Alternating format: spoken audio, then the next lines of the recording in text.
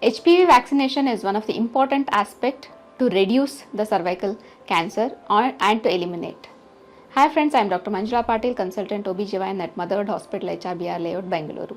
So in this video, I will be talking about HPV vaccination. Who should take HPV vaccination, what are the available vaccinations, and what are the side effects that are expected with this, and are they safe, is the primary concern with each and every parents and the individuals who are taking. So coming to who should take HPV vaccine. The ideal age is between 9 to 26 years. Before person becomes sexually active should take HPV vaccine. So if they are taking between the age of 9 to 15 years, it is 2 doses taken 6 months apart, that is 0 and then 6.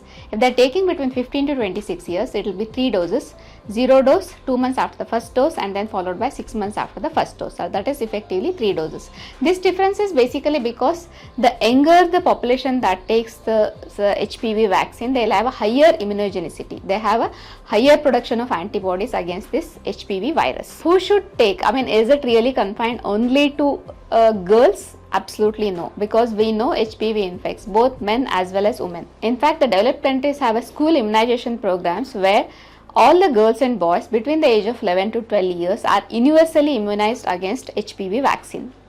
That's why through this video, I definitely want this information to be passed for all the parents, that if you are interested, you can give this vaccination even for boys, not just girls.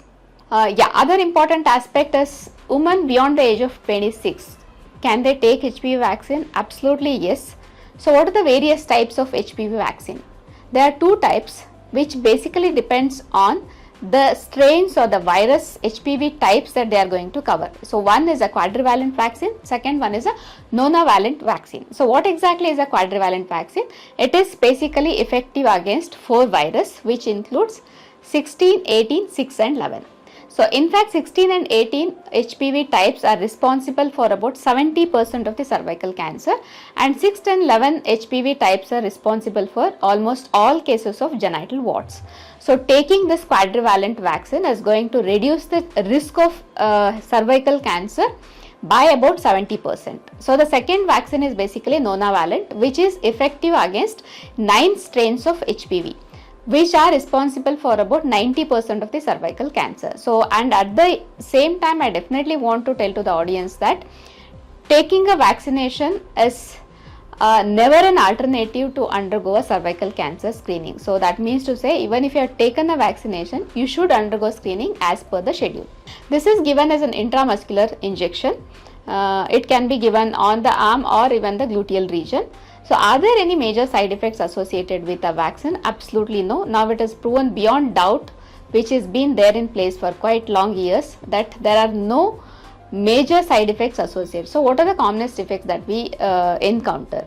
The site, there can be a little burning sensation or a pain at the site of injection, or there can be redness, but apart from that, it is absolutely safe to go ahead with the HPV vaccination. And this is the primary prevention, that is before even the HPV infection enters into an individual, the vaccination is given, and that's why it acts as a very important aspect of cervical cancer elimination. That's why all the boys and girls between the age of 9 to 26 years go ahead with taking a HPV vaccination, and even women beyond that can consider to take HPV vaccine and then help in reducing the cervical cancer incidence. Thank you.